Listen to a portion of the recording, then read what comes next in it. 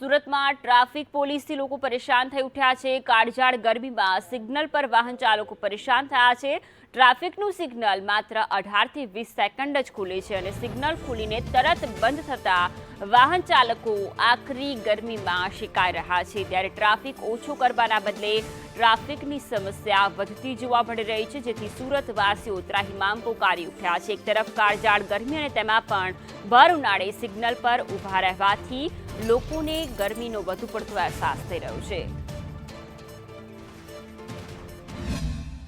સુરત શહેરમાં ટ્રાફિક સિગ્નલને લઈને લોકો હેરાન પરેશાન છે। જોઈ શકાય છે ટ્રાફિક સિગ્નલનું જે દુરક્ષણ રાખવામાં આવ્યું છે માત્ર 20 સેકન્ડનું જ રાખવામાં આવ્યું છે। ત્યાં જોઈ શકો છો કે 18 સેકન્ડથી શરૂઆત થાય છે। લોકો સાથે વાત કરવાના પ્રયાસો કરીશું કે કેટલી તકલીફો પડી રહી છે। ભારે ગરમીમાં ખાલી 18 સેકન્ડ માટે સિગ્નલ ખુલે, શું કહેશો? કેટલી વાર ઊભું રહેવું પડે તમારે? અમારે 15 થી 20 મિનિટ ઊભા રહેવું પડે છે। બહુ ટ્રાફિક છે ને ગરમી સખત છે, 42 ડિગ્રી છે।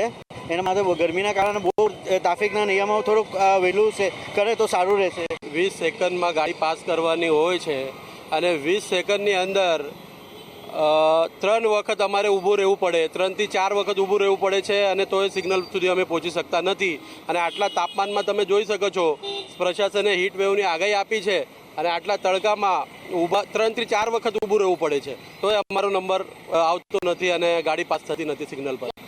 ટાઈમ મર્યાદા જે સમય મર્યાદા છે સિગ્નલની એ વધારવામાં આવે, જેથી ઝડપથી વધારેમાં વધારે લોકો પાસ થઈ શકે। એક જ સિગ્નલ પર 3 વાર ઊભું રહેવાની નોબત આવી રહી છે અને એમાં પણ ભારી ગરમીથી લોકો હેરાન પરેશાન છે। ત્યારે લોકો માંગ કરી રહ્યા છે કે જે ટ્રાફિકનો અણધર વ્યવહાર છે તે સુધારે અને આ જે દુરક્ષણ છે તે વધારે। કેમેરા પર્સન ભૂષણ ચૌધરી સાથે મનીષ પરમાર, સંદેશ ન્યૂઝ, સુરત।